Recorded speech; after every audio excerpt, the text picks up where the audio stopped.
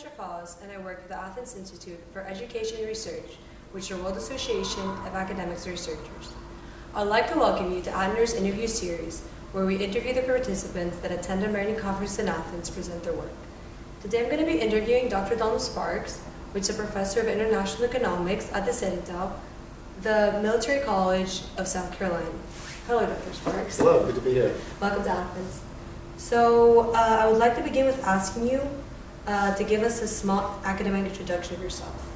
Yeah, sure.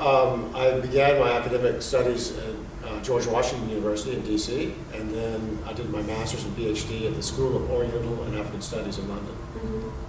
From there I went back to the States and worked at the Foreign Service, the U.S. State Department, for a few years, and decided I liked academia, and 30 years ago moved to the Citadel, which is in Charleston, South Carolina, where I've been teaching ever since. Okay, so what is your major current area of research? I've been interested in working in Southern Africa most of my career, and particularly economic aspects, and regional economic integration on the one side.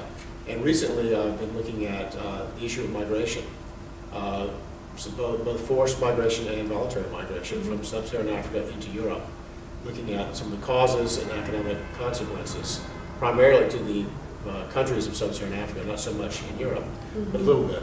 Anyway, and that's which tied into my presentation today, actually.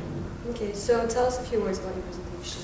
It's looking at this aspect of what are the economic sort of rationale, consequences, and reasons for people leaving sub-Saharan Africa, and the difficulties they encounter in their migration routes, and what some of the pull factors are and some of the push factors are, almost forcing those people to leave countries like Nigeria, Senegal, Niger, that band of Africa right south of the Sahara. So what are the economic consequences of migration from sub-Saharan Africa to Greece? Do you know? And Well, do you view it as a problem? And is there any solutions if you think Okay, this is an area I don't know too much about, but there's two ways to look at it in a way, or lots of ways. One would be to say in short run versus long run, because as you know better than I do, Greece has a very high unemployment rate Yes. of about 23%, I believe, right now. But also Greece has a very low population growth rate. In fact, if I'm not mistaken, a negative natural population growth rate. So for the population to grow, it has to depend on migrants. So in the short term, I think that that illegal and untrained migrants add to the economic burdens of a country like Greece, which has high unemployment to begin with. But over the long run, study after study have shown that migration typically benefits both the individual migrant and the country they migrate to over time. So it's really, I think, a matter of looking at the glass half full in the long run as opposed to the glass half empty in the short run. Okay, thank you. So how are you introduced to ADNER, and what made you attend the conference? Well, I've always had a Greek, either colleagues or mentors my whole career. My first Greek mentor was Eleusis Georgiadis at the State Department in the late 1970s. And since then I've known several. I have two now at my university in South Carolina. And I mentioned this conference, and they say, oh yeah, this is a very interesting conference because it's not, it's interdisciplinary. And it's the first I've been to like this. I've been to maybe 30, 40, 50 conferences in my career. I'm sure at least 30, maybe 50.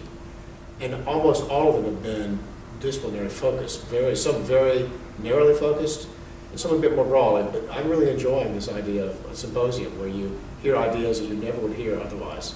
And I think academics, we need this occasionally. I don't think you need this every conference, but occasionally you need a chance to hear someone in other disciplines because they can add to yours. So I'm very happy to be here and to take part, and been very impressed by the organization, and so far so good. Thank you. We're happy to have you here as well. Thank you very much. So tell us about the status of the higher educational system in the U.S. and what are the advantages and the disadvantages in your opinion? This is a very, very good question.